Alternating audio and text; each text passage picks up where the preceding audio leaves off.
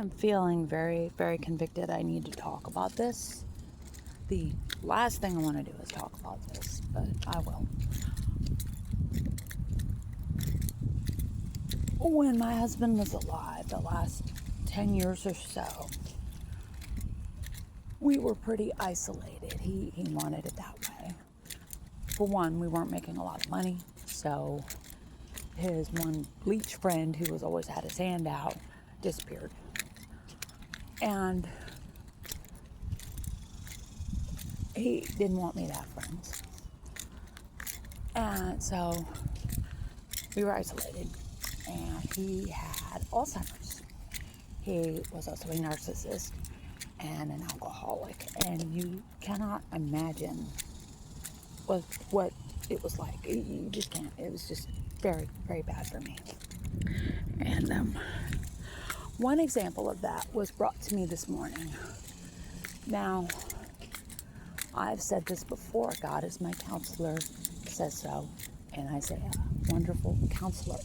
So, he's been working on me, helping me process different issues. And today he brought up the dishwasher. And it's a perfectly fine dishwasher. It came with the house. Our house came with appliances. And I used it off and on. And but as Ron got progressively sicker, he developed this unyielding hatred of the dishwasher. And he would scream at it. He would try to pull it out of the wall.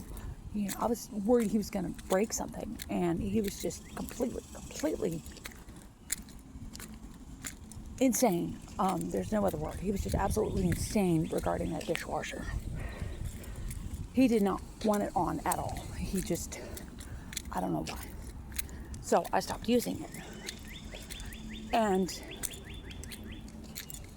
I didn't want to use it again because it brought up bad memories. But God's working on me.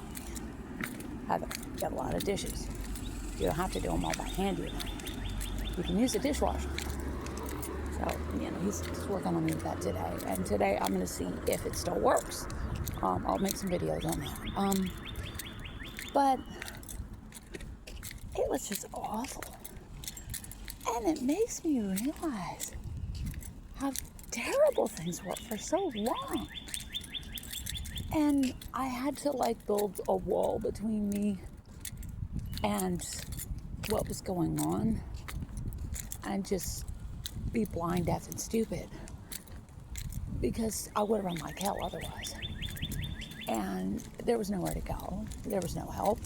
The people who could have helped, the people who wanted to help, couldn't really do much. And Ron was not very logical about getting help. I brought it up the last year he was alive.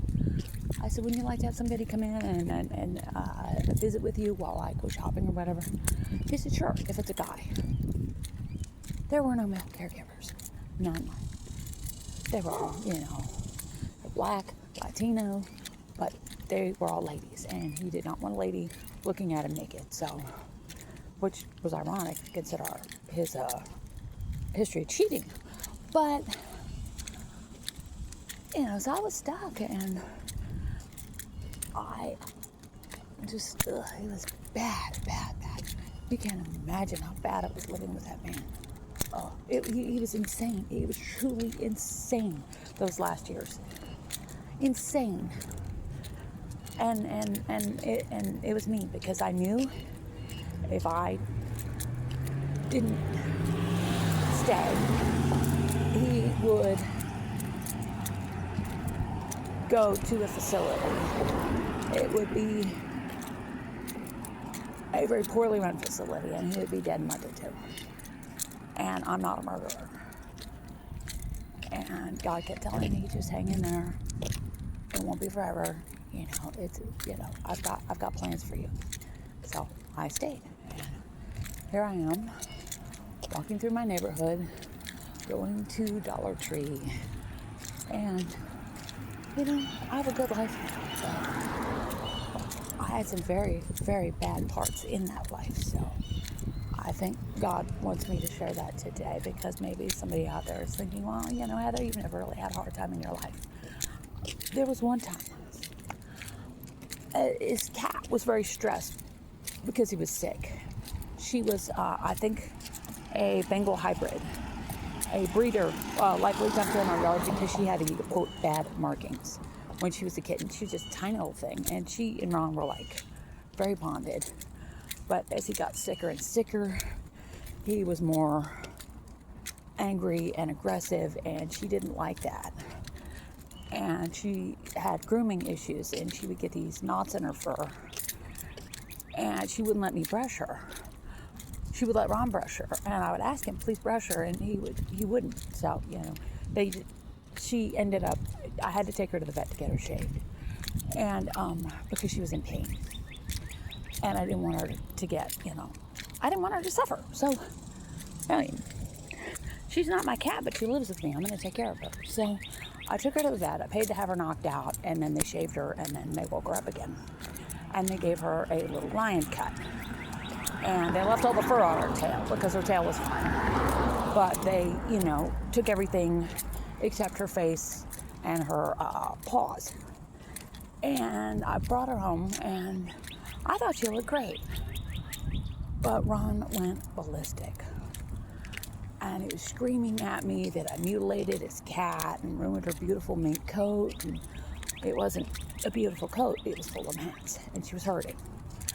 But that night, I was scared enough that I actually made a barricade in my doorway, because he was sitting in the hall with a knife in his lap, screaming, bitch, again and again, all night long. And just muttering, I'm gonna get you, bitch, and stuff like that. What the hell?